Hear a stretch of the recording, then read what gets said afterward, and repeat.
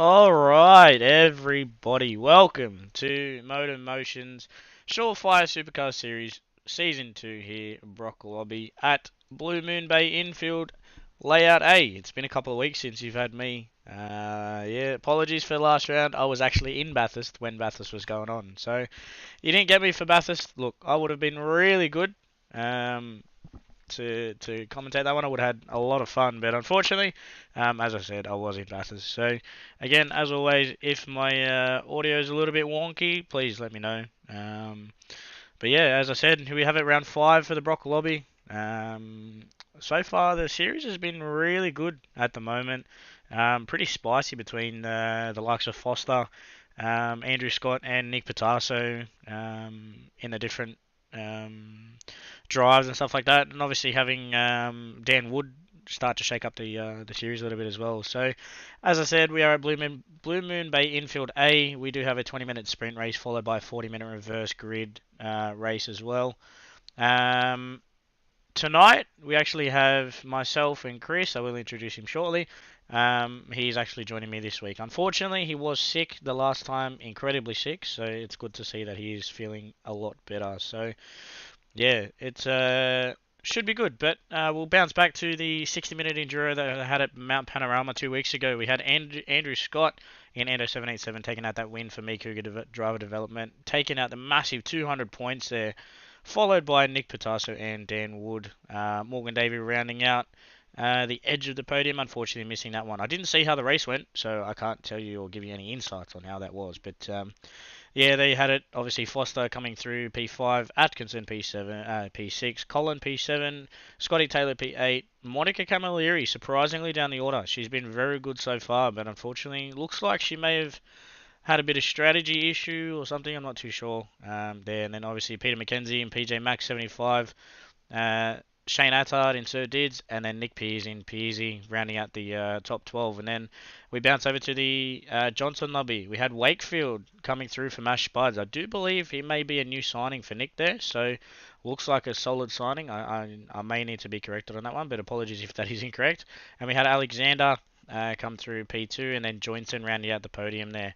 Not a full lobby, only 10 there. We had Van der Zandt P4, Samson P5, Crow P6, Williamson P7, Glenn Mead and Big Bruce the Shark P8, and Nielsen, I'm assuming Heath Nielsen, and then C. White rounding out that grid there for Rushfire and GLR.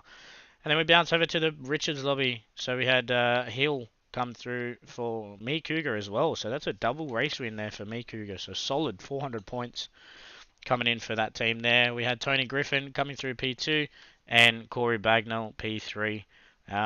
Pacheco P4 for Colin Racing Team. Foster, which I do believe has some relation to Robert up here in Brock Lobby. But yeah, that'll be a good one if someone can educate me on that one. Then we had Churchill in Neon Emperor, Hamilton P7, Hasseldine in P8, Van Leeuwen. Apologies if I pronounce that incorrectly. And then we had D. Oliveira rounding out that grid there for Richards. But we bounce over to the standings at the moment for the Brock Lobby. We have Robert Foster on 546 points, followed by Monica Camilleri in 458, who's got Nick Patasso and Scotty Taylor not too far behind her. She does have a little bit of a buffer, but anything can happen with a couple of rounds to go. Dan Wood, the late entry there, shot himself up into P5. What a massive turnaround there for him. Then Nick Pearce in 6, Atkinson 7, Colin in 8th, Davey 9th, Shane Attard 10, Peyton 11, Span 12, Andrew Scott, unfortunately missing a few rounds coming through P13, Peter McKenzie P14, and Mad Rick in P15. Bouncing over to the standings in the teams title, we have Collins Racing Team blistering out to a massive 1,042 points. Not too far behind, we've got CP leading the charge there with Dan Wood, obviously, with Van der Zandt and Crook. Whiplash Motorsport bouncing up the order. Unfortunately, Juice Motorsport's fallen down. So, yeah, it's going to be a bit of an interesting one. So, Gridline P4, Diffusion Racing Engineering P5, Juice Motorsport P6, Hooncorp Esports P7, MSR. I wonder if we're going to see them guys move up the order with a few hopeful good performances. Meat Cougar Development, Mad Turtle Racing, Road Sig Racing, Black Rose, Hasseldine, and unfortunately Scarborough Motorsport. Probably not where we would have wanted to see them down the order, but we did see them take out the Team Championship in the Player 1 Sim Gear GT3 Championship. So they did a solid outing there in the Porsches. As always, follow MotorMotion on Facebook and head over to their website to find all the action over there. And also head over to our partner in Trackstars Racing Series. We are live on 6 p.m. Sunday nights here. It is our big brother of a series. Obviously, you do hear myself commentating over there, but yeah, it's fun. It's fun commentating MotorMotion because it definitely is different. But in saying that one, we will bounce over to the race screen, and as I said previously, we do have Kris Lashbrook. Welcome, my friend, for your first MotorMotion debut here. How are you feeling tonight, my friend? Thanks, Ryan, mate. Yeah, feeling pretty good. A little bit of time in the making, like you said.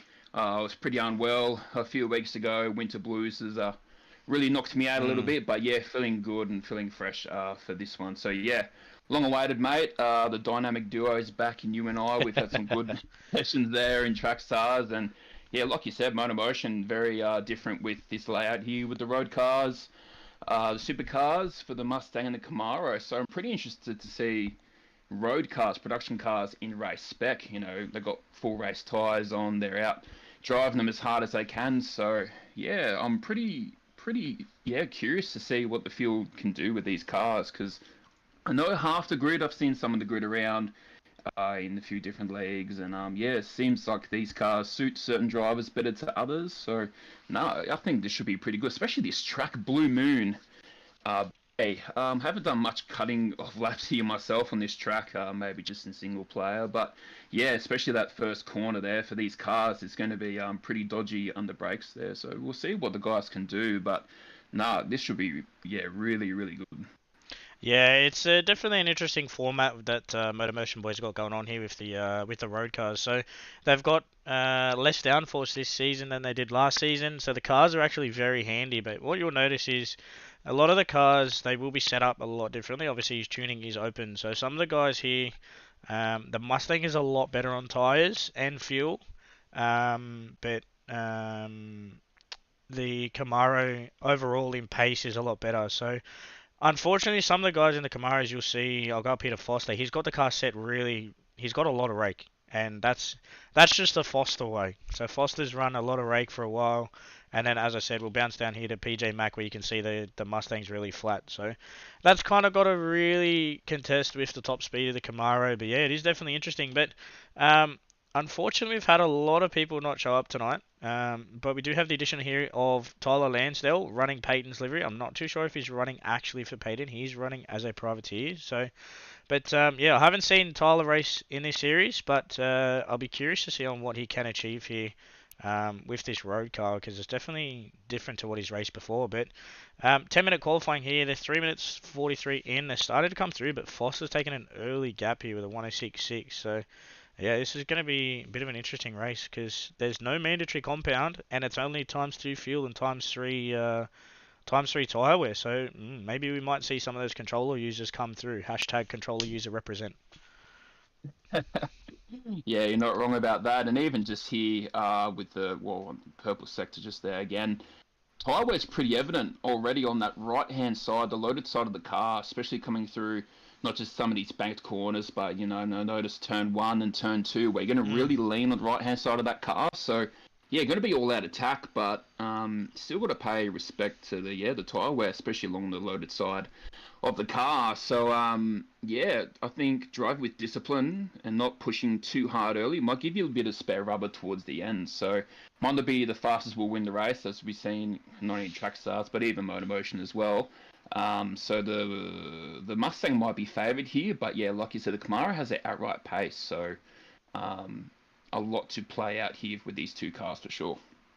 Yeah, definitely. I do apologise for the sound not coming through. Correctly, but it should be good now. But yeah, it's been pretty interesting, as you said, with that loaded tyre. But you can see the Camaro tyre, and then what I'll do, I'll bounce over to the Mustang, or as Lewis Atkinson puts it in the wall there. So Lewis only done 3 laps in comparison to Foster's 4, but the tyre wear is actually considerably different. So the other thing is these guys have heavy damage, so that will come into play later on, possibly in the longer race. But yeah, you know, that tyre, as you said, that tyre wear, what I'm thinking of is going to be pretty fierce.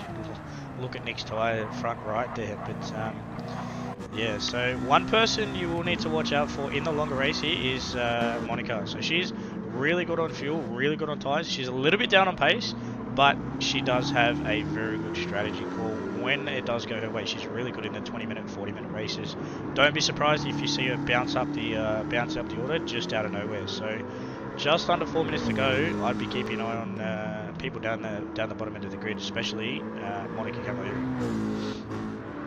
Yeah, I think driving style is definitely going to benefit those when it comes to the tyre degradation as well. You might lose a bit of speed early on in the race here to give yourself some tread towards the back end. So coming off those corners as square as you can and making sure you spread the load evenly through both sides of the car. So we can see that, you know, outright pace pushing hard, you're really going to lean on the right hand side of the car, but as you come out of these corner exits, especially using your throttle and your steering, you want to come off as square as you can. So if you can save a lot of tyre deg on that right hand side of the car, the last few laps of the race, you know, might be really handy in battle and to make it last. So yeah, you might have outright pace, you might be pushing it really hard, but you need something to work towards in the race. So it's going to be pretty strategic as well as an all-out sprint. So different ways you can play this at the moment. So you see, you know, guys like Lewis and Nick at the front here pushing quite hard in quali spec, but I'm sure in those guys and plenty of others will be, you know, having the tyres in the back of their mind and yeah, might not be pushing quali pace in the race. Yeah, definitely. I have seen that in the past couple of races, but the person who has been the key charger at the moment is Foster. He's setting the pace and has done for quite a bit. Set the pace really early as we see some drivers coming through there. We had Tyler Lansdale jump up into P2, just over a tenth away from Foster. But yeah, I think the 40-minute reverse grid's going to be interesting. You know, dirty air, wind, stuff like that may come into play. Yeah, that loaded tyre is going to be very critical through turn 1. It's a very long. See if I can spot the driver. Who it is? There's someone coming onto the straight. So we'll jump on board with Nick Pears, and you can see go in cockpit view on how much it will load and how long they're on that left hand down turning there as you set to BBM 169. So you just come across here and even this bounce, like you're on load for so long on that right hand tyre. Yeah, that's a lot of steering input there just to make that first corner, so it might be something where you have to probably brake it early and try keep a narrow apex, and as you come out the corner give yourself as much road to accelerate square. So I think that, you know, staying off that right hand side is going to be so critical for the longer part of this race, and I think the Mustang driver is going to have a bit of a benefit here. There's always parity wars when it comes to the Mustang Camaro as of late, as we're seeing in the real world of supercars at the moment.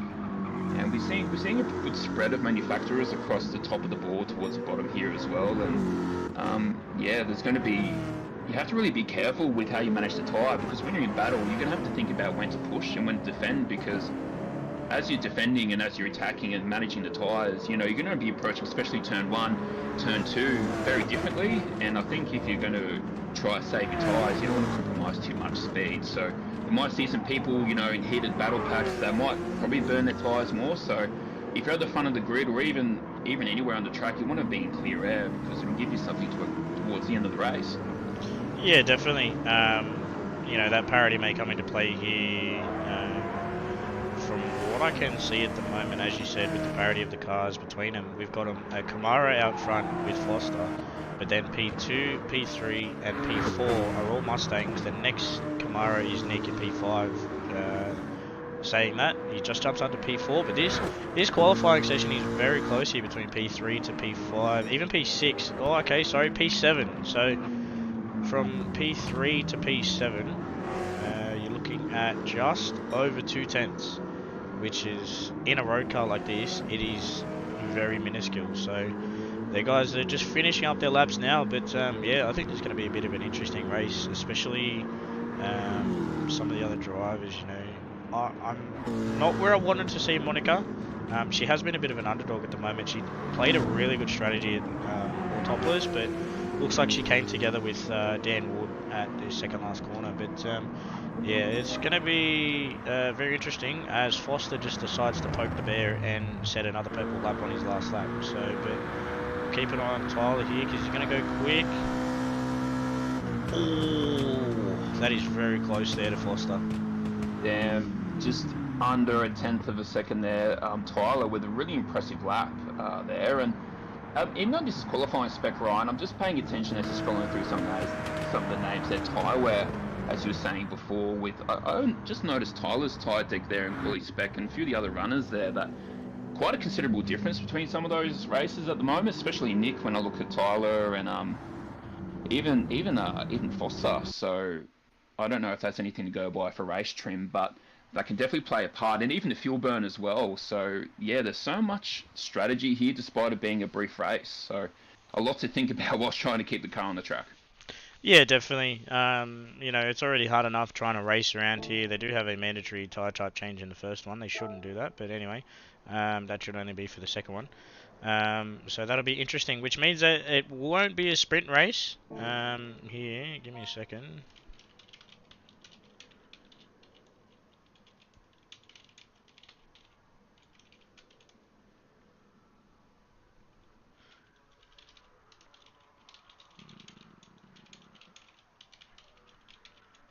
Unless they've changed it, because if they have, they're doing us a bit of mischief. Because according to the drivers' briefing, race one is no mandatory stop. So that's a bit interesting.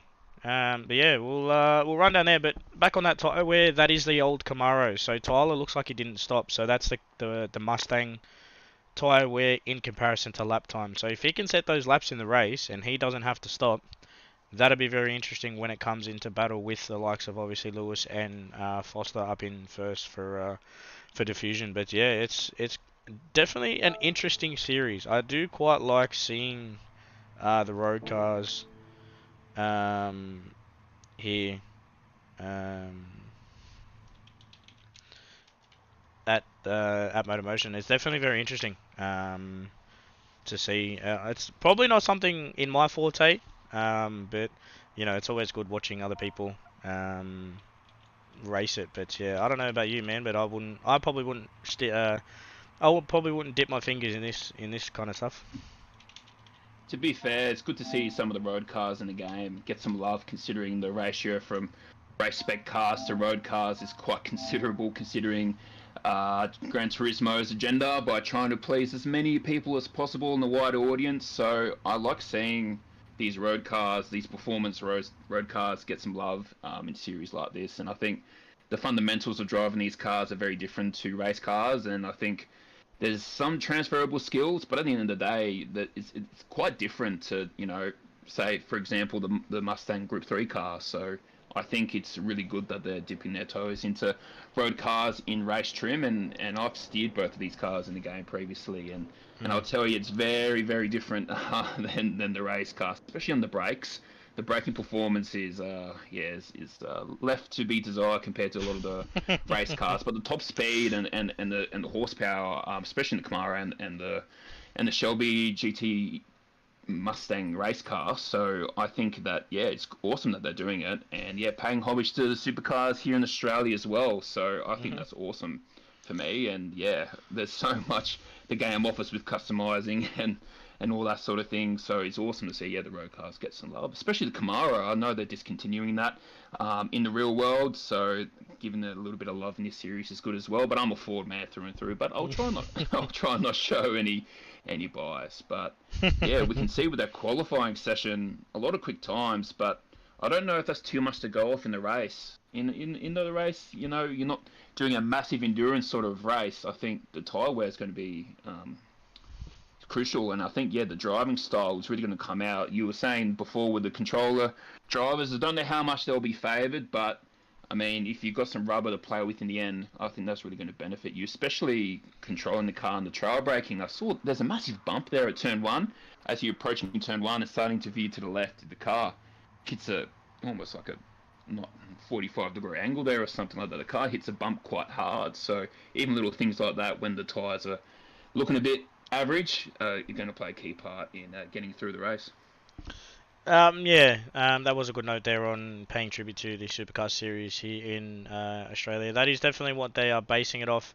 And yeah, it's definitely interesting there. But we actually do have a couple of tribute supercar liveries there. You know, Nick's running the old Castrol livery with a bit of spice. Lansdale's running the current Newline livery. But in relation to that, we do have here for race 1 here, 18 laps around Blue Moon Bay Infield A for round 5 here at Blue Moon Bay in America.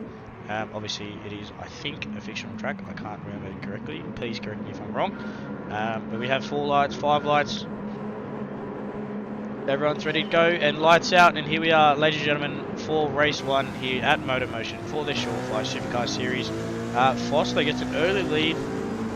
Unfortunately, they do have a little bit of a misaligned grid, so that may come into play there. But Monica up in from P9 into P7, P6 off the start there.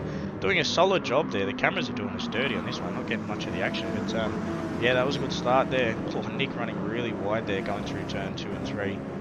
Probably not where he wants, but he's just being swallowed at the moment. I think patience is going to reward a lot of the races here at the start, considering the fuel, considering the tyres. So depends. And massive tyre. Wildly misses the brake marker. Somehow makes the corner. A bit of rough and tough touching there.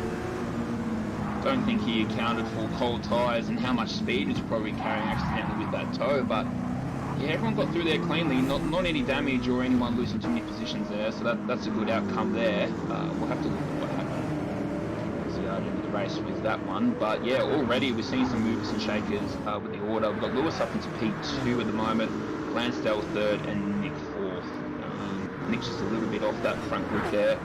So yeah, field's already settled here after 1 lap. We've got the front 4 cars in their own group and a little bit further back here. So yeah, you have to really keep that strategy and the tyres and other things in the back of your mind here. How hard do you push? Do you hustle for positions early on in the race, or do you just sit back and play cards, Ryan? What would you be doing? For me personally, I would probably hustle for position and try and get as good clean air as I can. Pretty much what Foster's doing.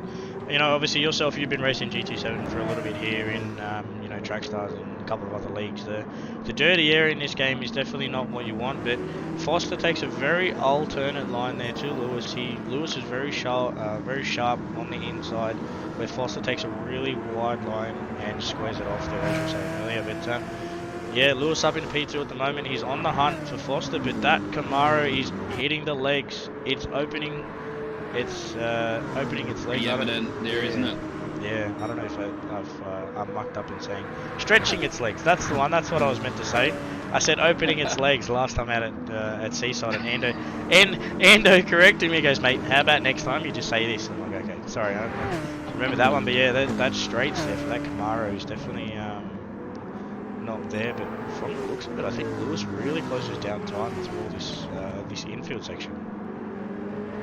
Yeah, we're seeing a lot of these front guys using as much road as possible up there to turn 2, going into turn 3, as wide as you possibly can to take as much load off the tyres as you can. And you can even see the red dot here with Lewis at the moment, just his steering inputs, just gentle on the brake, shifts down to first gear there, just give himself a bit more stability and slowing down the corner. Yeah, and yeah, you really want to be easy on that wheel and not too many aggressive moves at the moment. But yeah, you're right about the dirty air, pretty wild, and I think depending on setup and depending what the effect is over to these cars, this track, but these are road cars, they're not going to have the braking performance as the race cars do. So yeah, you're going to have to need pretty quick reaction times if you feel yourself get a little bit unstable when attacking. So, but it's a pretty wide track anyway, kind of low-key Grand Prix style of track, so it's got a lot of road to work with. It just depends how much they want to use to get through cleanly and get through to in the race here. Ooh, yeah, the track's pretty wide. I think the switchback moves there is going to be pretty popular at the moment, and that'll have a lot to do with tyre traction and grip as well. So that'd only be really possible if you've got some tyre grip under you. Yeah, definitely. you know, we used to race Blue Moon Bay here. I wasn't a fan because you had to get off the throttle and slow down for turn 1. But yeah, this is very, as you said, very indie car, like indie track kind of layout, specs and feelings. You know, it's very similar to Daytona Road Course. You know, off the oval to the infield, but the layout of this is very different to Mackenzie stepping that thing out wide there. Jeez, call him the Drift King. That was an impressive save there as well. So I don't think those tyres will be liking that, but it'll keep him smiling there in the cockpit. Yeah, great save. And they're holding on to P5 at the moment, just 5 seconds of drift. There, Nick has a little run here on the inside. Can she get on the brakes good enough to hold the position? And she does. Mackenzie with the switchback is on. Chicago Street Course vibes here. Wow. Great racing there between those guys there, and girls. That was really, really good. So, yeah, no, you're right about the track layout. Give me very Indianapolis road course vibes as well. Yes. The road course section in there is very, very wide. You know, NASCAR's on that track. It's pretty much go single file. A little sneak on the inside here. Quite can't get it, but yeah, she's definitely got the pace over PJ at the moment. Just depends how much she wants to attack at the moment. Very good brake application there. Comes off the corner, really square. A little bit of slip there. Traction control saves her, but she might get a bit of a toe towards the end of the straight here. So wow, already you can see the rear of the car there, just sliding around. Still gaining on PJ at the moment, but pretty good car control there from her. So no, and looks like there's a third person in his pack here as well. So. Yeah, wow, you're not gonna have too much time to think about your tyres and fuel so much. They're all bunched up here at the moment. Yeah, definitely. Peasy went for an inside look there, but Monica was definitely a lot more confident on the brakes. So, looks like he didn't want to send it up the inside. If that was me, I would have just been like, YOLO, full send it up the inside. Let her do a switchback, but yeah, but no, they're having a really good race here at the moment. But in saying that, with Monica and Peasy battling, it started to give Mackenzie a little bit of space to breathe. So.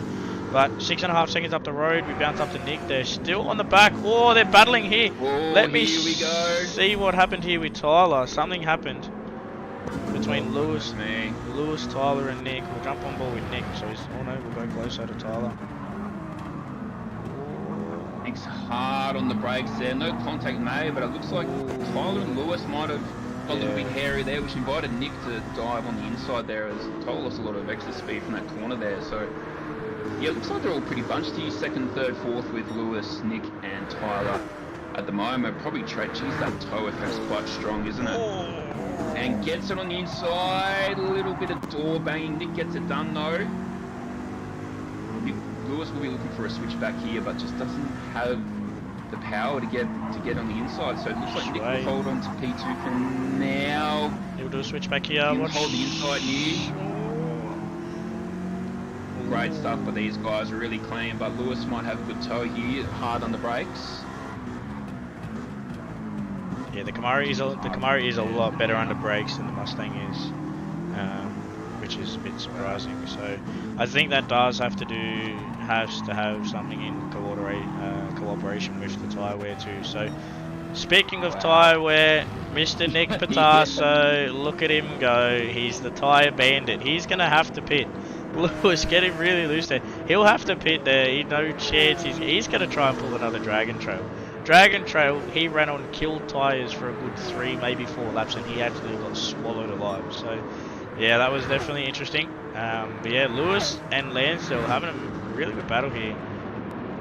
Lansdale gets that really wide line. We've seen that already at the moment to try and get a bit of a switchback. But if you don't get the line right on exit, you won't be able to pursue the switchback, but Lansdale does it. Lewis around the outside pulls it off. Can you pinch him there mid-corner and he gets it done? Really good tactic there you can do with the outside moves. If you can turn in early enough without making contact and giving racing room, you can pinch the inside driver to the corner where they around the outside. Oh, that would have been epic. Maybe in a racing car or a Formula that would have been great. These cars here, that was really brave of Lewis there at the moment. Got stuck in the marbles there, but he's holding on to it, and his tyre wear isn't as hard as some of the other competitors here. Actually, Tyler's not too bad with his tyres at the moment. Obviously, there's a fair bit more to be said about Nick, but yeah, pretty good that these guys can hold on to the tyres and battle at the same time, because that's what we've been talking about, the tyre wear is obviously such an important point, but it's also a skill to be able to drive fast and drive strong when you've got not much grip at all. It's when your tyres all the way down, you need to be able to still hold on. And Nick would have a lot of experience in that, so even though his tyres are down quite considerably, I'm sure he's no stranger to fully sending it on tyres pretty much nearly down to the rim. So yeah, I wonder what Nick's strategy is going to be from here. He's gapping Tyler and Lewis at the moment, so who knows, maybe he's just thought, nah, I'm just going to go full send and I'll pit until I can't drive this thing anymore. So. I think he will have to pit at some point, but Tyler and Lewis are starting to close in. But we have it up in front. We haven't really headed to Foster, but he's just gapped the field and thought, thank you very much. I'm just going to keep doing what I can and spread the field out. But here we are, ladies and gentlemen, 9 laps out of 18, about to be completed, nearly over halfway. We have Foster out in first in P1 in the Diffusion Race Engineering. Very nice looking Spotify sponsored Camaro. As I say that, Pitasso jumps into the pits there to grab some fresh rubber. Halfway done, he's on some fresh rubber. Keep an eye on Nick for the rest of the race. But going back up the front, we have Lansdale in P2. They're running the privateer livery. On Newland running Peyton's livery. Lewis Atkinson P3, Peter McKenzie in P4, Monica Camilleri P5, Shane Addard P6, Scott Taylor in P7. He's actually got a bit of damage there on the rear, so he may have had a bit of an incident, but I don't know if he's going to run with that to the end. We'll keep an eye on that one. But then, yeah, as I said, we've got Nick Pearce down in 8th. Pitasso's come out in 9th. So question is 22.8 seconds to Foster. See on how much he can close that. We've got Colin in P10, jumping in the pits as well. He's got some damage too, so that'll be pretty interesting. And Morgan Davey in P11, about to be lapped by Foster. So I think he's come into the pit. So yeah, this will be an interesting one. I'd say we should be seeing Foster pit in the next maybe 2 laps or so, you know, under my assumption. But my pit lane assumptions and strategies and stuff never go to plan with that one, as probably people realise in the past. But yeah, it's gonna spice it up here. If this race here is going to be a one-stopper, how many stops are you going to be doing in the 40-minute race? But yeah, it's obviously a mandatory soft tyre in the 40-minute race, so they've just got to use one set of them, then they can use whatever else. But yeah, I wonder, would you keep running the Mustang to the end? You know, 11 laps gone and they haven't even hit half tyre wear.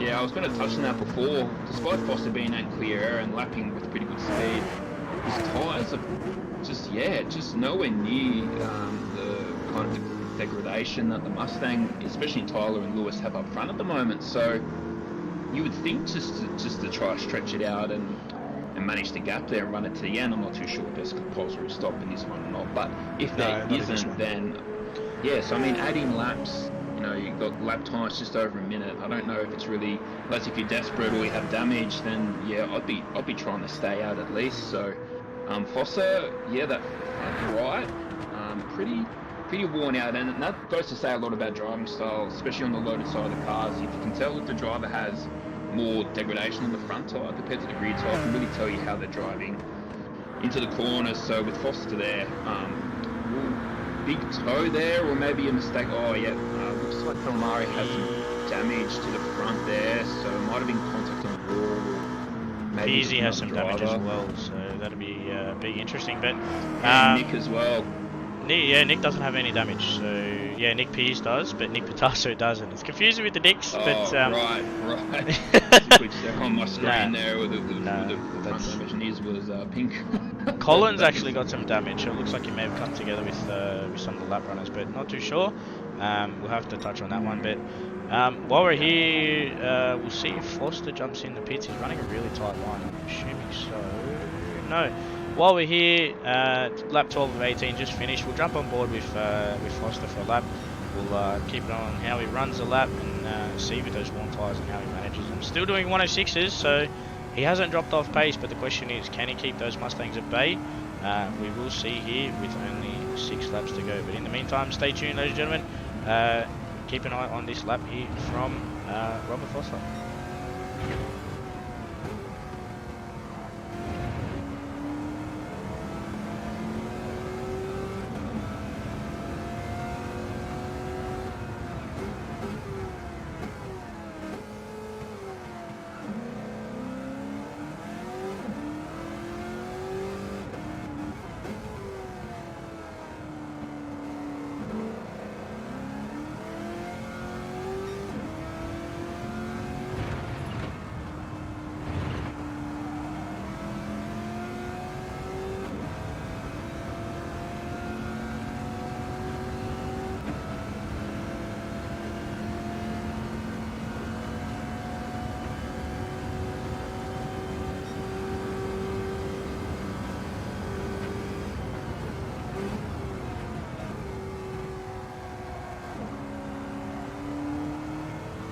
Yeah, that lap, ladies and gentlemen, that was a pretty clean lap. A little bit down on his lap time there, but Foster really wrangling the absolute living life out of this Camaro. I don't know if he's going to make the end there, but Tyler and Lewis are on roughly about the same amount of tyre wear, so they're not making waves with Foster, but I reckon they're going to run to the end. But question is, how far up the grid can Nick get here? You know, do you sacrifice points in this race for starting position in the next one? That's the question, obviously, because it is a reverse grid. But yeah, look at that. You know, he pit on lap 10. It's, you know, he's completed 3 on his 4th, and he's already munched into that right front tyre. So yeah, that Camaro mixed with the controller is definitely doing Nick and dirty here. Yeah, there's a fair bit to play here in the team's points as well. There seems to be a bit of a bottleneck of teams bunched up 5th, 6th, 7th, all the way down to 10th for points at the moment. So yeah, that's a really good point to make. Does Nick push harder to try and gain some points, or does he keep a couple of grids positions in the bank as he might start a bit further up with reverse grid order? So yeah, there's a lot to play for. He's got a fast lap at the moment. Not too sure if there's bonus points for that. But he's pushing quite hard anyway. So yeah, he might be just trying to make a few positions at the moment. Yeah, I think he's just trying to manage what he can. Obviously, he did get unfortunate with the tyres, but yeah, you know, it is what it is. It's just kind of what you've got to suck up as a controller user. You know, me and myself, I do appreciate the one-time tyre wear that we have over at Trackstars, because it does help me in a much nicer way than what it does over here. But yeah, it's going to be interesting there for Nick and how far up he can go. But yeah, lap 15 of 18, nearly done here. Couple of drivers being lapped, so that's a bit interesting. I went to. It looks like Foster's dropped a little bit of time to Tyler and Lewis at the moment. He's still got a pretty decent gap. He'll probably just run it to the end, but just with that tyre wear, he might be prone to making a mistake or something like that. Because his right front tyre is quite worn, so probably suggests he's leaning a lot on that tyre as he enters the corner, but then very gentle on exits. So there's a lot you can kind of pick up on the tyre wear of how the drivers drive the car and how they lean on the tyres. And I would think that Foster's probably leaning on that front just to get really good corner entry, and then very gentle on the exits. So yeah, you can tell right there the right front is a fair bit more than the right rear there. So you can probably use a little bit more throttle if he wants, but that's just the style that he's driving at the moment. So he seems to be doing 1 minute 6s, high 6s, low 7s at the moment. Tyler similar. So yeah, looks like the gap. I think Tyler's just gained another 10th on Foster there, just at this lap alone. Might be a little bit too far away at the moment, but yeah, I think Foster's done a really good job with his tyres. The car must be a nightmare to drive right now, but he hasn't been battling too much. He's probably in a really nice rhythm, really nice flow state. So props to him at the moment, keeping that car pretty straight. Because with that tyre wear, I'm pretty sure, especially that bump there on turn 1, it would be pretty easy to make a mistake. Yeah, definitely. That turn 1 bump there is not ideal at all.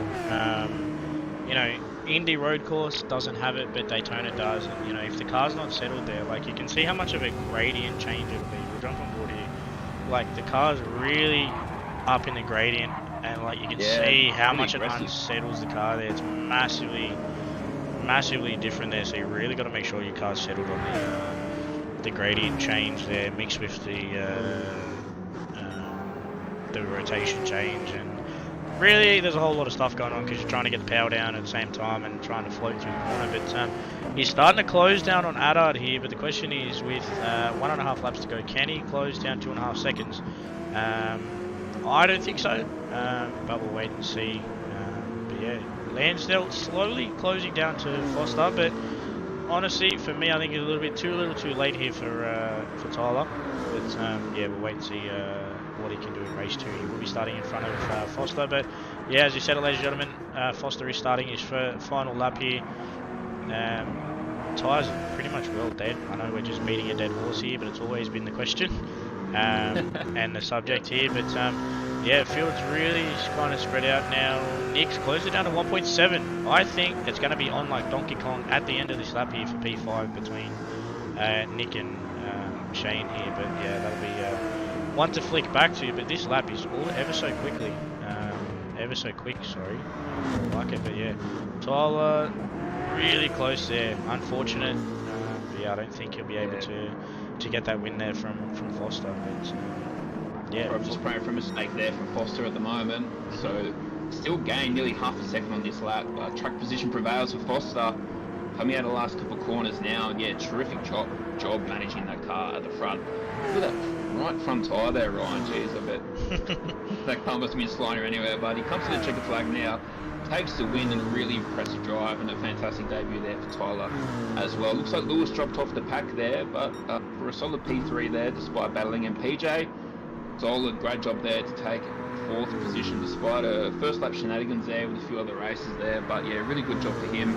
And yeah, the field is quite spread out at the moment. Look at the varying levels here of tyre wear. I know some people pitted, but yeah, wow, it's really going to play a factor here for stability and just consistent laps. We're already seeing on 18 lap races here, a few people have gotten lapped outside of car damage. So yeah, the last race is going to be very, very spicy. Yeah, I think so. We'll have Mitch Collins starting on the front row for that one, with Monica in P2. So probably not the person you want to see in front of you having Monica there. But yeah, solid performance there from all the drivers.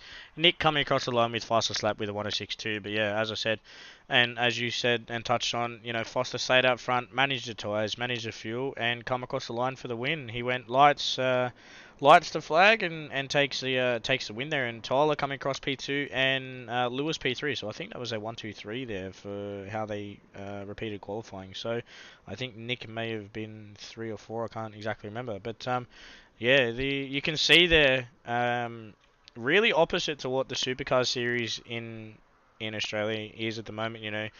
The Mustangs have come through for the race where usually it's the opposite. So normally it's like all Mustangs up the front for qualifying, but then on the race they start to drop through. But it looks like this is kind of reversed here. So, yeah, all of them top 6 drivers are all in the 106s there. So did in Shane Addard, 106.6. Peter McKenzie, 106.9. Lewis, 106.6. So, yeah, that's definitely interesting to see. Even Monica, 106.7 too. So she has the pace, but I think the consistency and where she started really let her down in that one, unfortunately. Yeah, the parody war rages on, whether it be real life or even within the realms of Gran Turismo. So yeah, a bit of an opposite multiverse we're living in here at the moment, Ryan, because we're seeing in the real life supercars at the moment, Ford are lobbying for some aero changes, along with some transient dyno testing and amongst other things, because the big concern is their tyre life, which is pretty the opposite of the situation here in MotorMotion for this race at the moment. So I think that with the Mustang in the longer race, like even though Foster had really good pace, Tyler was closing down on him towards the back end of that. So, and even then, like even though Nick did trounce the pit lane there, did get the fastest lap for fresh rubber, but only 18 seconds from the lead of the race. And if you think about how long the pit lane transit is, and also just the lap itself, some of the drives, a lot of the grid there within the same second they're doing 1 minute sixes. So maybe you're not going to lose too much on pitting and trying to get some fresh rubber. And even if you're in a Mustang, you'd be thinking about an overcut as well. That was going to be my next thing. So obviously 36 lappers here, double the distance. Do you go for a 2-stop? Do you go for a 1-stop? I'm for me personally, I think Nick may have to go for a 2-stop, but that may work in his favour. I'm not too sure, but it'd be a bit interesting. But yeah, how was your first race here over at the boys at MotorMotion? Obviously different from Trackstars, because obviously you commentate TS3 with me sometimes and TS2 with Nick as well. So, but yeah, how do you like it over at MotorMotion? A little bit different to how we are, but it's pretty good. Yeah, very much replicates the real supercars at the moment. If we think about the Bathurst 1000 that took place just the other weekend, they ran that whole 1,000 Ks on soft tyres, so they were driving about 60% the whole time, managing the tyres, managing the fuel. The question was it a tyre race? Was it a fuel race?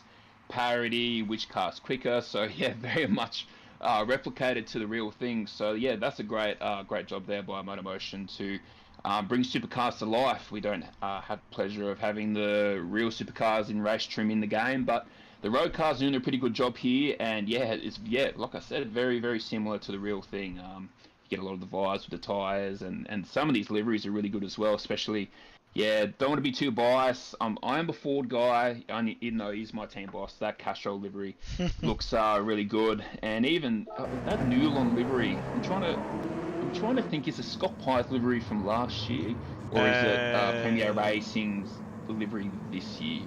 So I knew It's been a Scott mix, had a few. Yeah, I knew Scott Pye had a few. Had a few rounds with Newlon in his car, amongst the other races he did last year.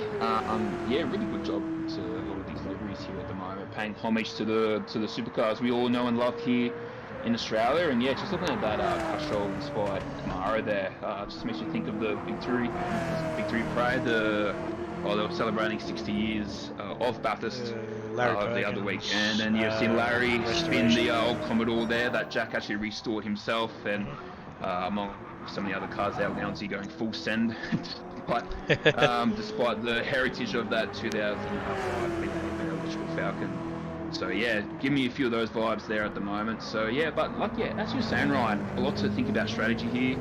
If it was me, I don't know what you would do, but if it was me, if I was in the Camaro, especially if you control, like if we're looking at Nick here at the moment, I think you'd be going a two-stopper. Just opens the window for you to just drive as aggressively and hard as you can. And I mean, in a shorter race there, if he's only stopped once, only down 18 seconds on the lead, it opens up, the opportunity for him to drive on the limit without having to be too worried about the tyre deck. But if you're in the Mustang, I mean, that overcut is a pretty intriguing option, but at the end of the day, Camaro has the outright pace, so you'd really be having to manage that delta, knowing who you're racing against as well, and clear as well. Like if this is reverse re-race, guys like Foster, Lewis, Tyler will be having to fight through the field a little bit, and I think they're gonna have to really think about how they're gonna go this race, because they can push as hard as they want, but the tyres will be a factor, and maybe Foster might have the opportunity to do a two-stopper as well. I think he actually might go for a two-stopper.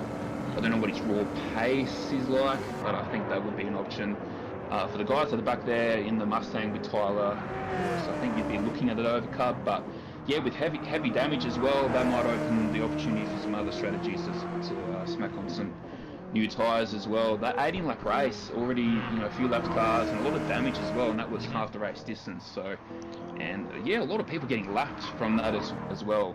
So I think there's a lot to think about, but if I was Nick, and especially some of those fast Camaro drivers, let alone if you're on controller, I'd be thinking about a two-stopper.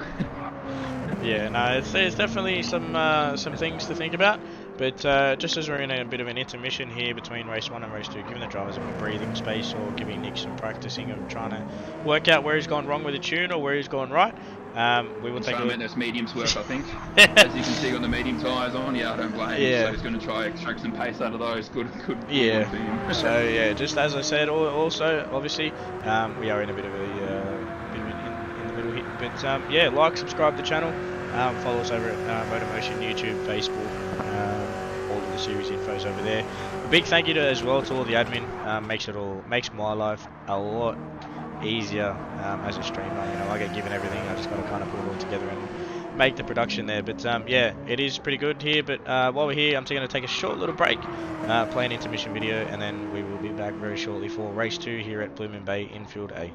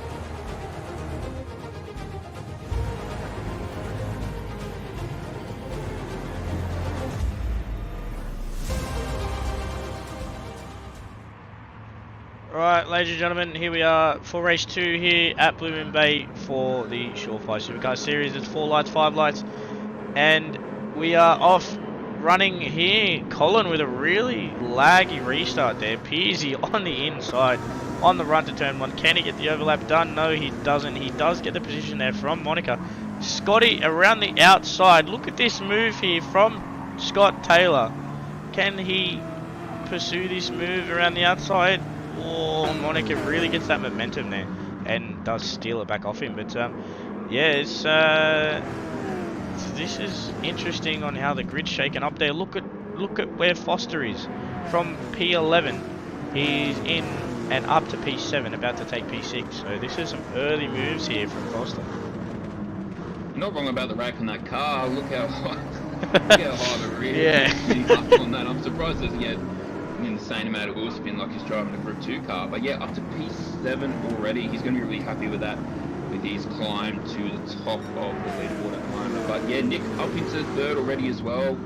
Already saw he was sliding out the rear there. So yeah, probably a 2-stopper for him to try and get as much track position as he can, as he will probably pursue a 2-stopper. As he looks to get in the pony positions already. Lewis up into 8th as well. And not too sure where Tyler is at the moment, but yeah, looks like Colin has just driven off into the distance already. Looking at the track map at the moment, I think Colin and Camilleri. Camilleri. It's all good. There we go. I used to get it confused. Oh, what's happened back here? Tyler. Something happened back here. No damage at the no damage to Tyler, so he's okay. Ooh, looking at the touch. Ooh, big tank slapper, and the camp of the road would have made it harder as well, but he does save it. So yeah, the move he made there was pretty good. If you're driving the Group 2 car, probably right. Definitely. Probably not what he wants there, wearing out those soft tyres. But the other thing is, they got a mandatory soft set. So the question is, are they going to run a soft, medium soft, soft hard? That's the thing that comes into play. Do you sacrifice lap time for the short stopper? That's the other question. But Nick dropped down into P4. He's the only driver at the moment on the mediums, I'm pretty sure. If I did see it correctly, we'll just run it down through the grid here. My apologies if I'm going to send your brain a little bit wonky. Yeah, he's the only driver on the medium. So at the moment, track position is serving Nick Key here on the medium tyres. Obviously with Foster coming through on the softs there. So, it's...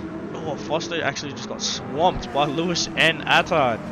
He just went from 6th to 8th there in the period of one corner. Let me have a replay of that. So, yeah, he went really deep into one there. Look at him. Wow, that was huge. Yeah, fully missed it there. Yeah, probably, it's the first time all night that he's actually driven with a bunch of cars in front and behind him. So his battle car's probably a little bit rusty now. But yeah, Lewis really doing well with the overtakes tonight. He's had a really good racecraft with a lot of his moves so far. But yeah, interesting with Nick running the mediums. I didn't think pit transit was long enough to maybe do the mediums, because like we said before, he got 18 seconds behind the leader in that first race. Foster's hustling hard here. Wouldn't have liked he lost a couple of spots there. He'll be dirty at himself under the helmet there at the moment. Wants to get an inside run, take the mini shortcut here to try and get an inside move for turn 1. But yeah, looks like Lewis. Slight slipstream there. Lewis right up the inside there, gets the car settled. But yeah, on that subject there in Nick and on the mediums, he does have track position. That is the main thing, and obviously you know yourself how critical that is at the moment with Gran Turismo. But yeah, so Mitch, Colin and Monica Camilleri doing really well at the moment, sitting P1, P2. Obviously they did start here, but the other thing is, you might start it and you've got to make the most of it. So that's what they're doing. Nick's moved up P3. Lewis coming through in a P4 and gapped that little group of cars there. So they're really having a bit of a gaggle. Probably not what Foster wants. Wearing the tyres out, stuff like that. Oh, Pearsy running up the inside, very tight there on Scott Taylor. So yeah, that's interesting. But yeah, Foster probably not where he wants to be right now. He would want to be up near Nick and up near Lewis. So Lewis has just gone, thank you boys, thank you very much. I'm Gornskis. Yeah, I think Lewis will be pretty keen to get around Nick as well. Nick's got to be thinking about how he's going to approach this at the moment, knowing he's on the medium tyres, but it will last longer. So Lewis is in the Mustang, so we're going to have to see how Nick plays him. Also Foster taking the inside move here on Scotty. into turn 1. Scotty keeps it really tight. That was really good by him under the brakes, but it might be runnable here to the next corner. But yeah, I'm seeing already, if you miss that brake marker into turn 1, you get caught out in the marbles, and yeah, you're off into the crowd. Yeah, those marbles are not ideal at all, but Scotty does a really nice move around the outside there, carried it through turn 2, 3 into 4 there, chopped the front off Foster, which is what you want to do. Oh, Lewis making a move on Nick. Line in there. Ooh, oh yeah, did he get around Nick? No, he didn't, so yeah, Lewis will be looking to get around. Foster looking to take an inside move there, but might lose a bit of corner extra speed here to Scotty for that tight narrow apex he took there, but blue at the moment and currently in the 108s and starting to show a bit of sign of tyre wear. So yeah, if I was Foster, I'd be wanting to try and get around Scotty into some clean air, because I'd be looking at those tyres and thinking about how hard I want to keep pushing in terms of strategy, because yeah, Foster did a really good job there in the first race managing those tyres, but yeah, in battle packs I don't know what he'll be thinking of doing at the moment. It looks like Lewis is really close up onto the back of Nick at the moment. Lewis pushing quite hard. A little bit more tyre wear on his Mustang compared to some of the other Mustang runners. So I'll be hustling pretty hard here at the moment to try and get some track position as well. And goes 2/10 purple despite being caught up behind Nick at the moment. So yeah, Lewis showing some real good pace at the moment. Looks like Nick's going to take a defensive line here. Keeps it narrow. Lewis just chooses to stay behind him at the moment. So yeah, these two are going to battle out pretty hard at the moment. Not too sure what Nick's idea on the mediums is going to be. I think he's going to try and run as long as possible. He had really good raw pace on the soft tyres there. And Nick, really good job there, keeping Lewis behind him there at that corner. Parking him up mid-corner to compromise his extra speed. But yeah, this time he might be runnable here now, Brian. Yeah, definitely he may be vulnerable there, and what I'm seeing here is his tyres are wearing more than with the softs are. So that is probably not ideal at all. So his medium. I don't know what to tell you about that one. his mediums his mediums are wearing a lot faster than the softs are. But Foster's dropped back to P6 there. He hasn't been able to get past Scott Taylor. So that's very interesting. I think that may have to do with the whole Camaro v Camaro, same straight line kind of speed. So it looks like they've got the car a little bit, similar in way of the setup, because you can see GLR Scotty. His car has a little bit of rake, but nowhere near as much as what Foster does. But at the moment, Foster's just burning time. He can't really do anything. But out in front, we've got Monica. But yeah, this battle pack can't really take our eyes off it. Morgan Davies come through, but where is Tyler? Tyler's down here in P9. He has not used those softs to his advantage. He's really starting to struggle there through this reverse gear race as he goes purple. But how long will it be before we see Tyler start to make some moves? Yeah, it looks like clear air in certain sectors of the track is giving everyone purple sectors at the moment. So. And yeah, not only Tyler but Foster as well. They haven't really been battling in hard packs like they did in the first race. So yeah, it'll be new territory for Foster at the moment as he looks to climb up the grid. So he'll be scratching his head thinking about how to go about this race at the moment, including Tyler's, because Lewis started side by side with Tyler and he's up into third, and Tyler's just down in ninth at the moment. But he has just done a purple lap, so he was struggling a little bit at the start there. Big old tank slapper there, just coming into approaching the infield version of the track. So I think Tyler might have a little bit more to show, but yeah, track position is king. And it looks like Lewis has jumped Nick. I did say he was in third, but I did forget. Yep, Nick was in third previous well. So yeah, looks like Lewis has got by Nick at the moment. So he'll be looking to push pretty hard at the moment, Lewis, knowing the people who's racing is Nick and Foster. At the moment, can you get? He's having a hard time getting around Scotty. Scotty's doing a really good job keeping him at bay, isn't he? Especially through turn 1 and turn 2. He's really driving narrow and not letting Foster get on the throttle to open his car up. Yeah, he's really struggling with that. But Scott Taylor's putting in a fantastic job here. Pearsy's keeping them at bay as well. So all Pearsy's doing at the moment is he's just like, you boys can keep fighting. I'll stay here. When something happens, I'll pounce. It's just what he's done here. He's put an inside move on Foster, but Foster and that Camaro. Oh, he's run really wide there. So is Scott. Oh my. That was awesome. Yeah, big old Stephen Bradbury there, just collecting the cookies there in 2 positions in the 1 corner. That was really, really good presence of mind there to not. Yeah, pretty easy to watch the cars ahead and do the same thing as them, but Yeah, really good presence of mind there to capitalise on that mistake from Foster and Scott. Yeah, definitely.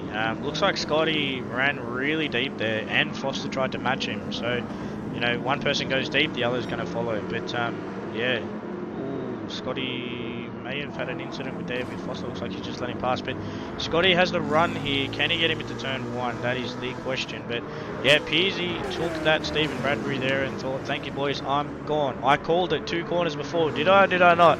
But yeah, Absolutely did.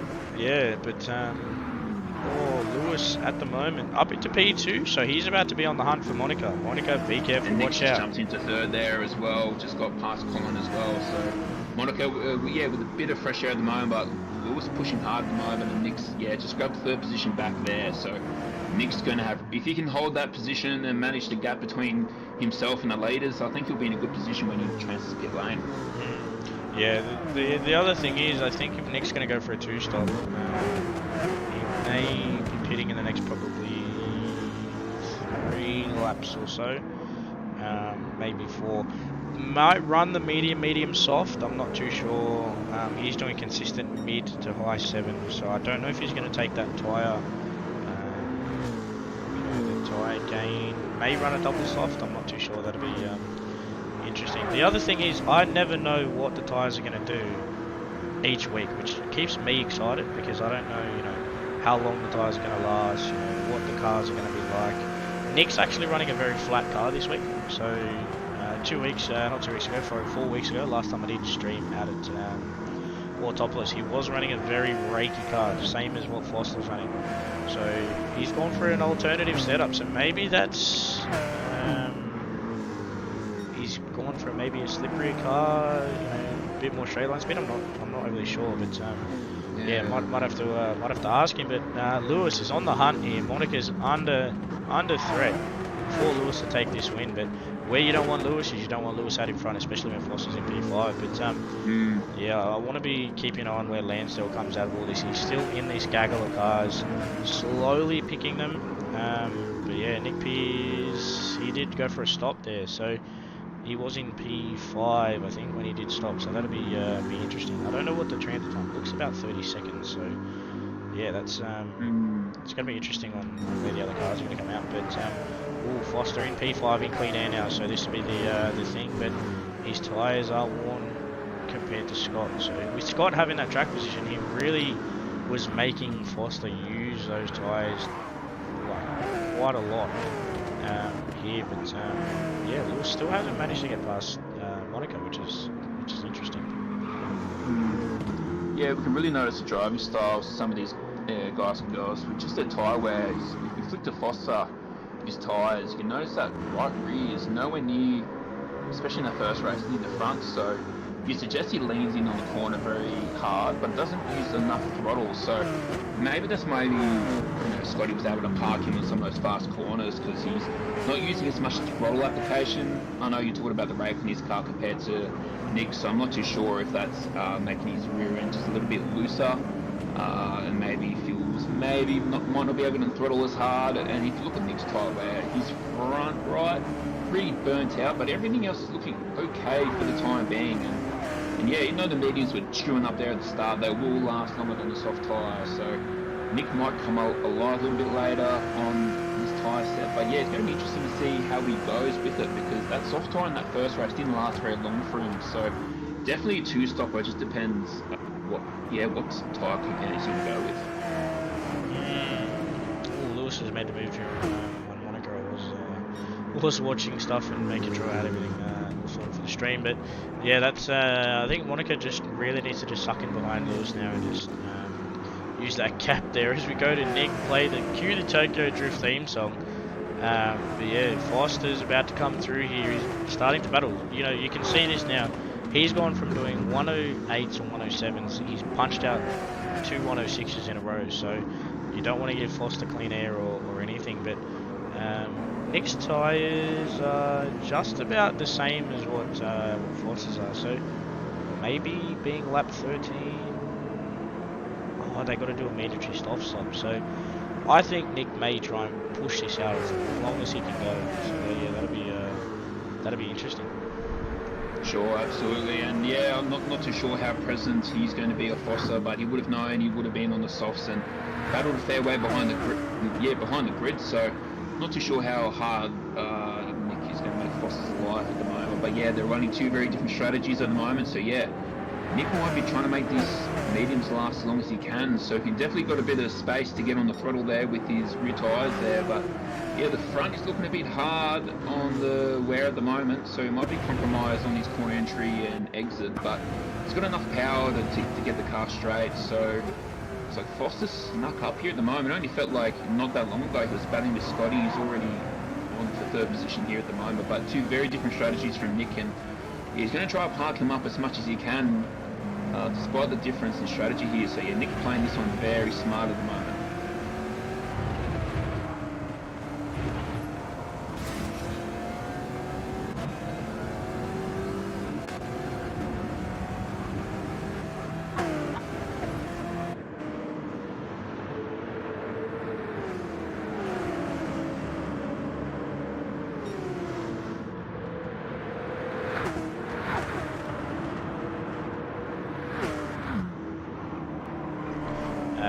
Apologies, my mic was muted. I had to worry about my dog. But yeah, it was that was a critical mistake there from Nick coming onto the final corner. Luckily enough, he didn't get any damage from that one. But yeah, if that was me, I would have wanted Foster behind me for maybe another lap or two longer. But I know that Lewis would have wanted that as well. So, but look at this tyre wear here from Monica. Look how much she's saved. Like, she's on the soft tyre, and then we'll go from her, and then we'll bounce to Foster. Like, look at the massive difference. As I was saying to you, she's very good.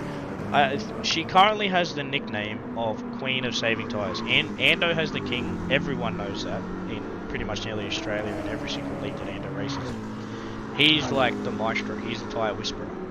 But Monica as well does the same thing. I think that may have something to do with the way she drives or something. I'm not too sure. Or if it has anything to do with when she uses traction control. I think that may save her in an aspect or two. But yeah, I don't know. But ever since I've watched her, and she used the Aston in the GT3 Championship, she was going really well. She got a couple of driver of the days and stuff like that. But yeah, it's definitely interesting and really good to watch. I actually need to watch her and see what she does and how she saves it, and in comparison to obviously some of the other drivers. But Colin gets past Nick here for P4 with Scotty on the tail of them. So Nick's made these mediums last as long as these guys have made their softs. So yeah, that's quite critical there for Nick. Obviously a bit unfortunate, but yeah. So we have Tyler's jumped in the pits here, so he's gone for an undercut. Wow, that's interesting. He's going to have to run 19 laps on those soft tyres. Definitely possible in the Mustang. I think being out in clear air, you can really think about one thing only, and that's and that's the soft tyres. So yeah, it's definitely a bit of an art and the craft looking after the tyres on this game. It's traction control does contribute. It's also just how much you use the throttle and lean on the car and use the grip available to accelerate out of corners. So yeah, quiet tyres is always a rule of thumb, and steering input and throttle application. It's a very, very good skill to have, and Monica's putting that to good use right now. So she might not have the raw pace of some of the other runners like Lewis and Foster, but with how she's driving the car at the moment, she's definitely going to play herself later into this race. Potential podium maybe. Yeah, she definitely did the same thing at Autopolis. She looked after her tyres really well, and she was on track for her first win too. So in the season 2 of this Supercar Series. So yeah, she does good in the long distance races in relation to obviously being able to save tyres. She's nearly halfway over and she hasn't even used half of her soft. So really, yeah, if you look at how she's using that throttle, if you look how she's using that throttle and then just how square the car is, and when she puts her foot down, it really goes to show that she's doing a really good job of those tyres, because you want to even the load on both sides of the car. You don't want to be so hard on one side of the car. So yeah, she's coming out of that last corner there, and even the second last corner here at Blue Moon Bay, just as soon as that car is as straight as it can be without being too slow on the throttle. So you can definitely see even just a red dot there just above the gears at the moment, outside of some of those harsh corners. Yeah, just not trying to steer the car so hard. So it's a lot of trail braking, gentle entry, and then yeah, just good throttle application to not have the car. Oh, it goes a little bit wide there, Monica does, but stays there at the moment. So yeah, that's not what you want to be doing to save tyres. But still, yeah, still a really brilliant job. Because yeah, like I was saying, she might have to raw pace, but when you get to the back end of the stint on the tyres, currently doing mid to high 107s. I'm not too sure what everyone else in comparison is doing to her at this stage, but yeah, as you can see with Foster, it's also another skill to be able to drive fast when the tyres are nearly gone. So there's two elements to this as well. While you were doing that, I was just watching the way she actually drives the car. So if you watch her input, her gearing is decently long, but she trail brakes and she's off the throttle and the brake for quite a while. Through turn 1, she pretty much just plants it and it's exited. Like, just watch her through here. Bit of trail braking, she's off it, she's on half throttle, full throttle when the car straightens, as you were saying. So she's very gentle and delicate with the car. But I'm thinking, you know, lap 19 and 36, they're over halfway now. Will she run a nose stop? That's the question. Can she manage that for a nose stop here? Because she's using a soft. Or Foster getting really loose there. Because granted they're the mandatory tyre. I don't know if you need to pit if you use them. So I think it's definitely possible. I think it is a mandatory pit stop. It is a mandatory pit stop. Yeah, so I think there is an in-race mandatory pit stop. But if that's the case, she can run very long. But if there wasn't a mandatory pit stop, she could really go for the nose stop there. But you know, speaking of which, I've just looked at a fuel gauge and that won't happen. But yeah. Look at her here through turn 1. She's off everything. She's letting the car float and letting it roll, and you can see it's really settled. So, you know, that to me, seeing the way someone drives a car like that, I'm very impressed. And I wish I could do that myself, but yeah, unfortunately I can't because I'm a controller pleb, as known by Matt Simmons. And yeah, but yeah, it's definitely good, and I do like watching how people drive cars and stuff like that, and seeing how they do, you know, what they do differently, and you know, having as well appreciating, you know, women in motorsport, women in sim racing and stuff like that. You know, we don't see many of them, so having her here is actually really good to see, and I do like seeing her here and racing. You know, wrestling with the boys. Like, look at her here wrestling with Foster. So, you know, we do appreciate Monica for jumping in, and you know, if there are any ladies out there that do want to come race, then by all means come join us. We see them both jump into the pits there. She has saved a little bit of fuel as well. So, but yeah, Lewis gonna probably go maybe 1, maybe 2 more laps, but Nick's in the pits as well. No, he's not. So Nick, Attard as well have stayed out, so they're going to run a little bit longer. Keep an eye on Tyler at the moment as well. Sorry to cut you off there, Ryan, but you're right. Yeah, 4 drives ahead of him, transiting pit lane. He didn't take fuel, maybe not that much. He's got a bit of fuel there saved, so I have to see where he pops out in comparison. But yeah, he's going to have to transit pit lane again. So I don't know, maybe he might have gotten damaged because yeah, I think it might have been the way to go to fuel up and try to go to the end with an early stopper. So we'll have to see where everyone pops out into comparison to Tyler and see. So we're doing low to mid 107s there, so that's a pretty good job there and he's coming in as well there. So yeah, probably a little bit concerned about the fuel rate for Tyler there at the moment, just trying to match what everyone else is doing at the moment. But yeah, as you're saying about Monica, to save those tyres, you do compromise a bit of corner exit speed because you're so much later on the throttle because you're waiting till the car is as straight as it can be, and the load on the rear side of the car is as even as it can be. So that is quite a talent to do that. Some people have been racing for years and struggle to do that. So yeah, despite being the only lady on the grid, very technical racer and showing guys how to look after the tyres at the moment. So really good job by her at the moment. So it looks like Nick in the lead at the moment. He'll probably have to pit soon because of his fuel. But yeah, look at that front right tyre. Ryan's looking a little bit second hand at the moment, so he'll be transiting pit lane at the moment. Yeah, currently running in the 108s, 109s at the moment. So yeah, looks like Nick will probably be in the pit soon, and how many laps he's got to go? 14 laps at the moment. So I think Nick might be able to push us off to 14 laps, just depending on how he drives the car. I think that first race, I don't know, actually got too many more than 14 laps on that soft tyre compound, so I have to see how it goes. So, but he has track position at least. Foster did end up making really good gains before, and Lewis is in a strong position as well. So we have to see where they all pop out at the moment. I think Lewis is in his lane at the moment, so we'll see if Nick does pop out. No, Nick's staying out, so he's going to run that field down. I think he may pit this lap coming. So, but yeah, who's the next runner at the moment? So PJ Mack has come out in P2 in front of everyone. So has he pulled off the strategy of gods here? He's chucked on a set of softs. He's around the back. Where is Foster? Foster's coming through turn 1. So PJ Mack come out of nowhere here in this race. He's our essential leader at the moment with Scott Taylor behind him and Mitch Collin in P4. So what has Peter McKenzie done here to absolutely blister the field? I had no idea where he's come from. I had no idea he was going to be able to do that. I think that refuel rate is quite slow from what I'm seeing before. There's yeah, it was. It's one litre. He's nearly a lap down. Yeah, nearly a lap down despite being in P2. So it looks like this is a fuel race, maybe not tyres, not so much at the moment. So it's starting to get dark too. So it's starting to get dark, which may change, cool down the track, and maybe be a little bit better on tyres. But question, actually, speaking of which, as you were saying, being a minute down, has Nick played this very well? Can he get 13 laps out of these tyres? That is a minute there. If he comes out, it's a 30-second pit window, I think.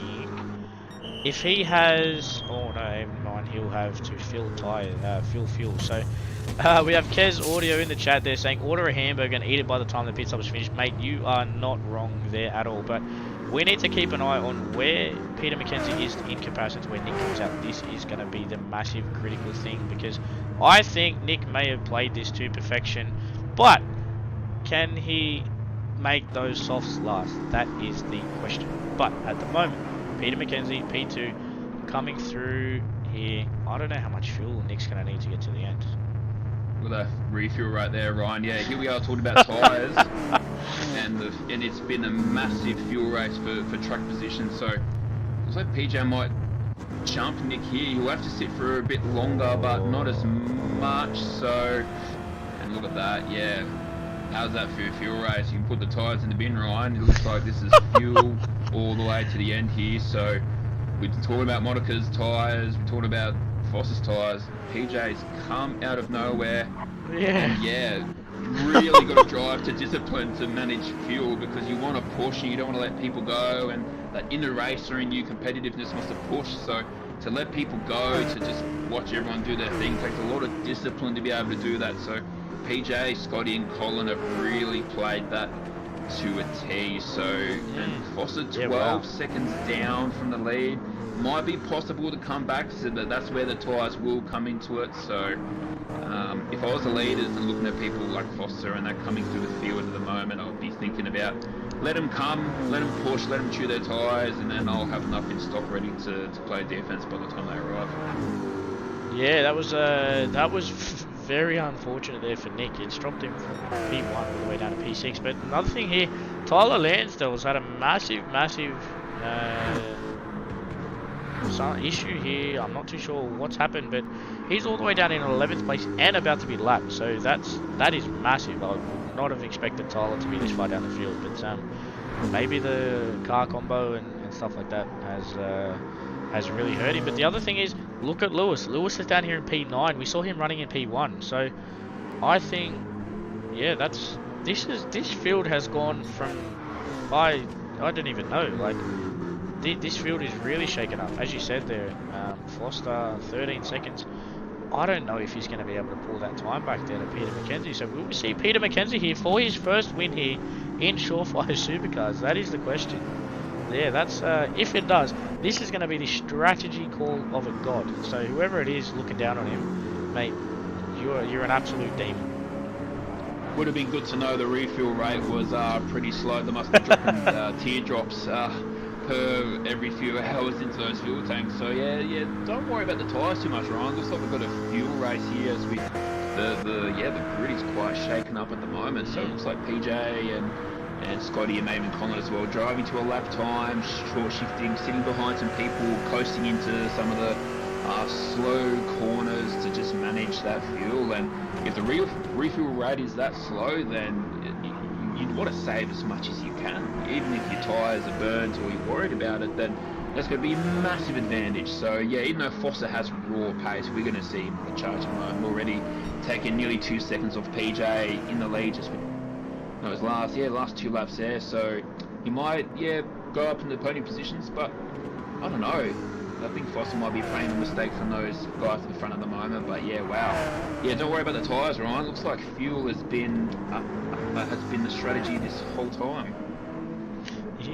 Look, I'm going to be honest, I had no idea that was going to come into play here. I thought it was going to be a whole tyre strategy, but I did see the fuel refuel rate was going to be 1 litre per second, but I didn't realise it was going to be that bad. Like, they must have really closed up the fuel gantry thing on that thing, but what have he's done, boys? He's absolutely screwed the field over. But look at this, mate. I'm actually very surprised, and I'm very shocked to see how much the field's shaken up. You know, Colin up into P3 as well, 6.2 seconds to Monica. Will he see his first podium? And Scotty as well. These 3 guys currently running at the front. They haven't hit a podium at the moment yet in the Shawfire series. So this can really shake up the table as well in relation to driver standings too. So yeah, this is quite interesting. Yeah, very impressive to pull off the strategy, but like I was saying before, Ryan, it takes a lot of discipline to be able to swallow some pride and hold the tongue and be like, you know what, I'm driving to a lap time or I'm driving to a style and I need to be worried about fuel. And you know, you might be letting people pass, or you might feel like you've got more pace than the other person, you want to battle, but yeah, just staying true to that strategy. I've had similar strategies where it'd be tyre or fuel in other leagues and other races, and sometimes you give in to your own pride and passion to push, and sometimes you compromise your strategy. So to be able to keep on that and pop out with such a margin and pull it off to be at the front of the field here for these guys, and PJ, Scotty, yeah, that's quite incredible. So yeah, good props to those guys at the moment. But yeah, Foster continuing to chew away at the lead, only 10.7 seconds at the moment. Might be a little bit too late for him. I think he'd be pretty happy with the podium if he can snatch a podium. But yeah, you're definitely right about the points getting shaken up at the moment. I'm not too sure even where Lewis doesn't seem to be featuring in the top 8 at the moment. No, currently down in 9th, Lewis. So might have come through the pit lane again. I'm not too sure. It's a 1 minute 19 there and a 2 minute 25. I was assuming that would be his pit window. But yeah, if that's that lap 22 there by Lewis, if that's including transiting pit lane, I think that's a spin. That might be a whole minute and a half there in pit. So if that would make you got lap 21 there for Foster. So it looks like it's the lap after he's come out. So the lap after. So you see here from Foster, he's done a 120 and then a 221 and then a 106. So we go down to Lewis, he's done a 119, a 225 and a 127 and a 114. So he's had a big mistake somewhere. Looks like 2 laps in a row. So that's a 13 second burn, a 20 second burn and a 7 second burn. So he's lost essentially the lap time to the leaders. So yeah, that's probably not what he wants there. Back to back to back. So you pay attention to his lap times for pit entry and exit. It's nearly whole lap. So when Nick was coming in for his pit stop, then PJ was nearly a lap down in P2. So pit transit's huge here when considering the fuel. So tyres not so much. As we saw in that first race, Nick did come in for tyres and only 18 seconds from the lead. But yeah, wow. Pays to save some fuel in this race at the moment. So yeah, we've been talking about the wrong strategy here at the moment about how many stops for tyres. So it looks like yeah, the fuel has become a massive factor here, pretty much the opposite to what the Bathurst 1000 was in real life supercars early on this past weekend. So yeah, props to PJ and Scotty driving to a lap time consistently. It looks like PJ, look at all those 1 minute 7s there. So not much variety in his lap times, and he's compromised here to Scotty at the moment. sticks it down in front there. Scotty's got some pretty good pace at the moment. He's got some 106s there. We did see him have a really good battle with Foster early on in the race, so we know he's got the ability to defend and to make passes. But we'll have to see how aggressive he wants to play this at the moment. He's got some tyre deg at the front of his car there. PJ's tyres looks a little bit better than Scotty's, so we'll have to see how that plays out there. So first place, despite the strategy call from those guys, definitely not settled at the moment. So, but yeah, really good consistency there from PJ. I've seen his lap times there, and it's only maybe only a third of a second difference there in his last 10 or so laps. That's really good by PJ. So yeah, good stuff by him. But yeah, Foster might be on for a podium here. He's probably pushing really hard to catch up. Looks for 2.5 here, so definitely not going to count him out for a podium yet. Who knows? Hey, we've ruled out people for race wins before. We can go back to that Track Stars race in TS2 with Green coming from last on the grid and taking the win, and we completely missed that. So yeah, still a little bit here to play out so far. So yeah, Foster's had to push really hard this whole race, caught up in traffic, caught up in the field, and now playing these strategy gods at the front here at the moment. So yeah, haven't made it easy for him, everyone. So you'll be really see if he can still pull out a good result here. Yeah, it is, but yeah, done well on here, but he's pushing, as you said, very hard. He's using those tyres massively compared to the guys up front. You know, they're driving to a number, I'd say, at the moment. You know, if I was Scotty, I'd be like, look, mate, we're here. We see Foster, just push him along. Don't battle him. Just see what he can bring, because you know you guys can battle for the lead with 2 to go.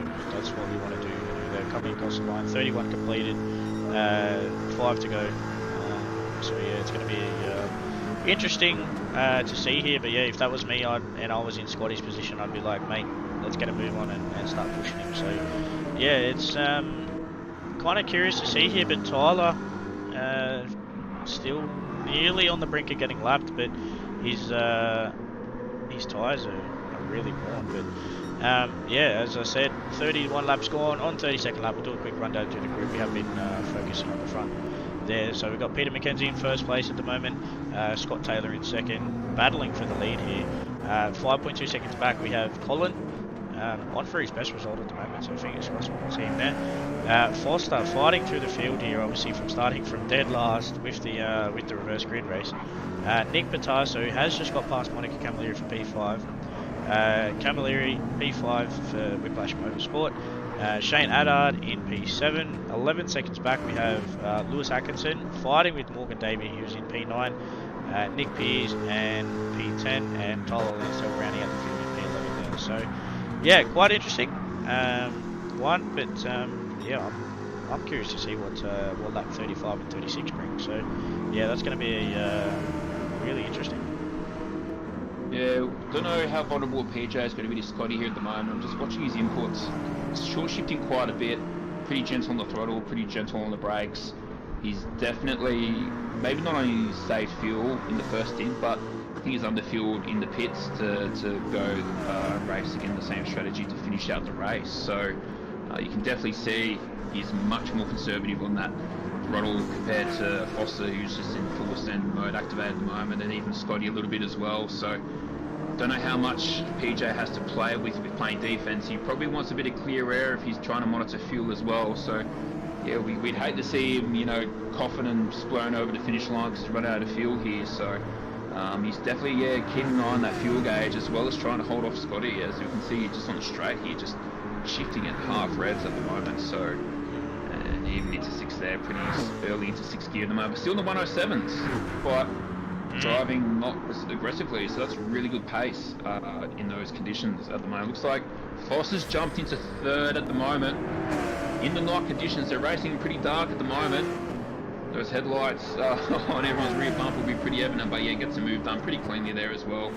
Onto the main straight there in the oval version of the track, and yeah, has his eyes set forward, but yeah, with 2.5 laps to go, it might be a little bit too late, but I don't think P1 is settled here at the moment. No. Like I said, PJ is keeping an eye on that fuel gauge, and Scotty right under his grill here, might make a late move. He's got a bit better raw pace than PJ, but PJ's had plenty of time to suss out where Scotty has the pace and where he might be a little bit vulnerable to losing time to PJ. In other words, really good recovery by Nick as well, despite running along on the mediums, having to sit there in pits for quite a long time watching everyone else overtake him. So that's really good comeback for Nick, considering the one-stop strategy and the short sprint race at the start. So really good recovery by him as well. And looks like Lewis jumped back into 8th as well. And Monica in 6th at the moment, and yeah, staying on the tail of Nick. So that, yeah, despite the fuel being the main key ingredient here to this race, yeah, mixing in just does a 1 minute 6.8 late in the race as well. So yeah, really impressive by her at the moment. So yeah, good showings, and she's only 10 seconds from the lead. So yeah, top 10, top 6, top 7, yeah, pretty in close proximity at the moment. Yeah, definitely. But yeah, going back on Nick, he's actually made a one-stop work. So at the moment, he's running that medium, and as I said earlier, his track position early was key. So he was sitting P3 for quite a while. So, you know, can't get the win here. I think he's going to be pretty happy settling for a P top 5 here. But Scotty got past Peter McKenzie, I'd assume. That was in turn 1. Yeah, so Scotty is on for a race win here. Lap 35 or 36. For race 2 here at Shawfire Supercars. So, but at the moment, I think Foster's going to get a round win. Patasso possibly P2. But yeah, this is going to be an interesting fight to the end between these two. Foster, a little bit out of whack here. I don't think he's going to be able to close down 5.5 seconds. But this is the battle we're watching here, ladies and gentlemen. For P1 between Peter McKenzie and Scott Taylor in the Mustang versus Mustang. So, sorry, Camaro versus Mustang. My apologies. I thought it was a Camaro, but yeah, this is quite thing here. As you see PJ get a run, can he go deep on the brakes? Can he go deep on the brakes here into the hairpin? Scotty goes massively defensive. We'll just jump on board here with Peter McKenzie for the last section here. Presence of mind there for Scotty. Oh, Scotty runs a little bit deep. Oh. But he keeps it narrow there for the last apex there, so he'll have better corner exit speed there than PJ here. So one more corner for Scotty to nail together. Oh! PJ really tight there. Don't know if that's track limits or not there, but you'll get a good run on him here. Not too sure what's going to happen. Oh, he's got fair to fair. I think Scotty might have him. Oh, what a finish there for 1 and 2 there.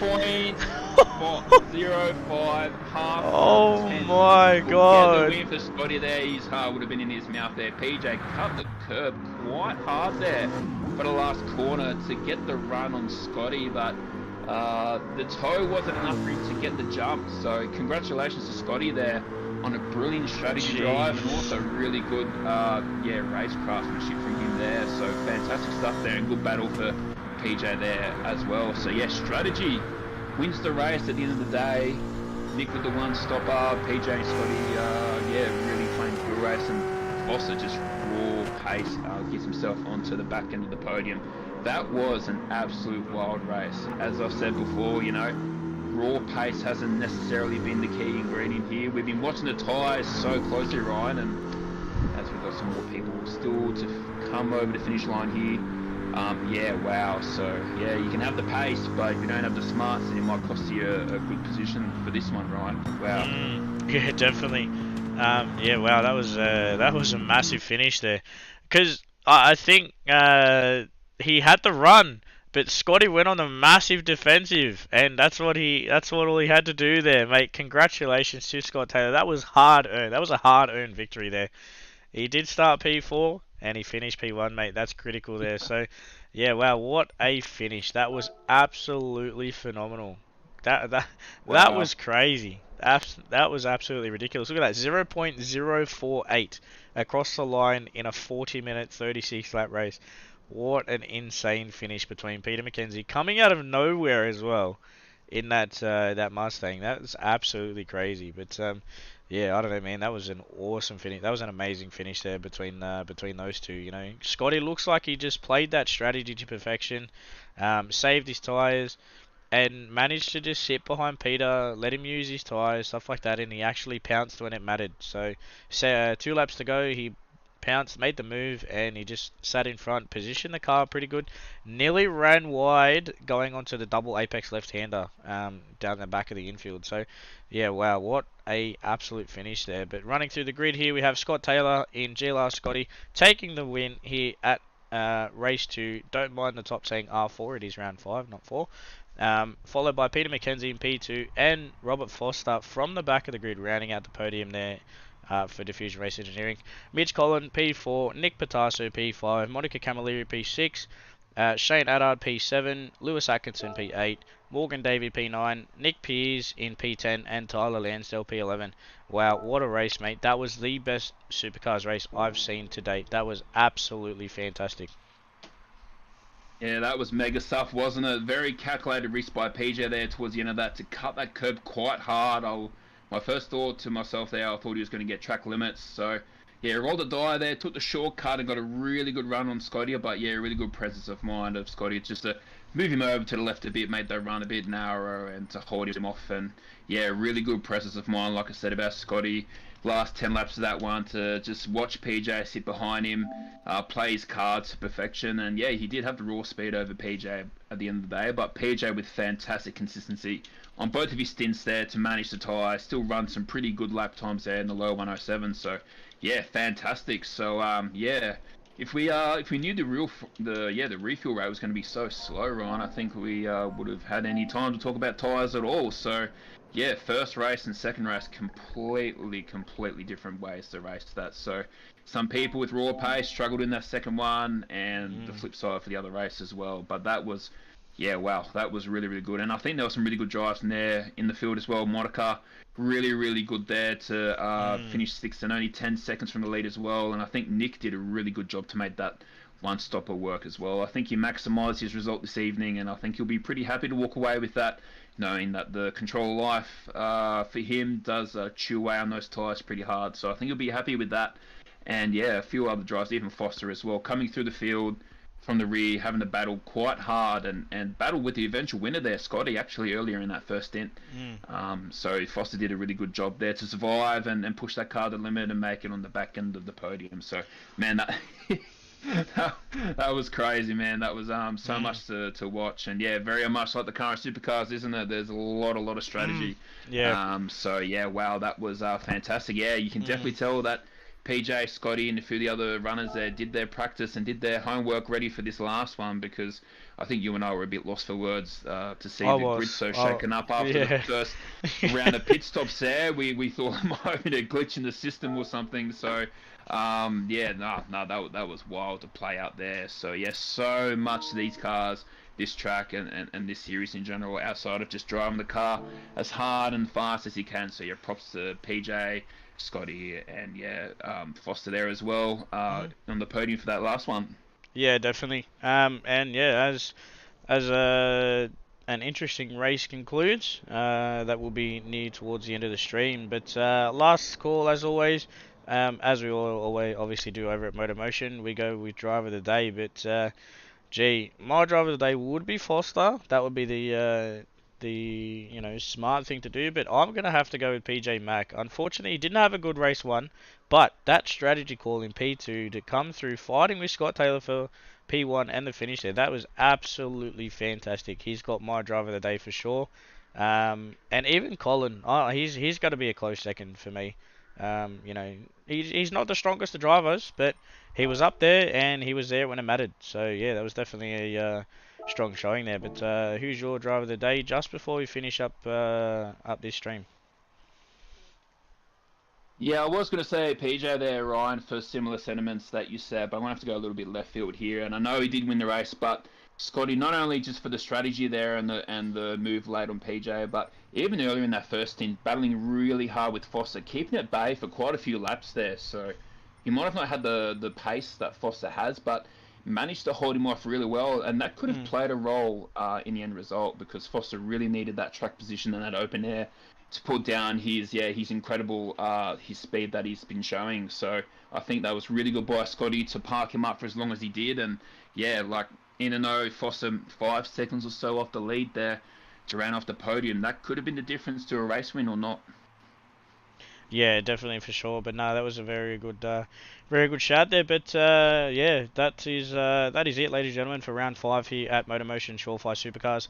for the Brock lobby. I don't know what lobby we're going to be streaming next. I think it may be Richards, maybe Johnson. Who knows? We'll find out in 2 weeks' time here for the drivers. But that is all she wrote, ladies and gentlemen. But I do thank you, Mr. Lashbrook, for joining me. I hope you had fun, and hopefully we can see you again in 2 weeks. But yeah, that was definitely a good stream and good call for you by yourself, obviously being your first one. Still a little bit rusty with the names, but that'll all come with time. Obviously, seeing some new drivers over here than over at Trackstars. But no, that was a big thank you from myself and from Kris Lashbrook here joining me in Smashing Apex, and Nick Patasso in spirit. He's obviously my favourite co-commentator with me. We've been commentating for a while, but yeah, big thanks to everyone. And unfortunately, ladies and gentlemen, that is it for the stream here at MotorMotion. Until next time, we will have George Cook. I think with Nick streaming TCRs next weekend. I'm not too sure. I'd have to double check that. But keep an eye on the Facebook page for that one. There we do have Stephanie on board as well. Big congratulations to her for her first stream last weekend with Andrew Scott and George Cook. But yeah, as always, from MotorMotion here, I feel like I'm not even admin, but I'm sounding like an admin. Big thanks to everyone for joining, for watching in, and we hope you all had a good night. But for that, ladies and gentlemen, that is it for the Shawfire Supercars for round 5 here. Until then, catch us next time. Thank you and have a good night.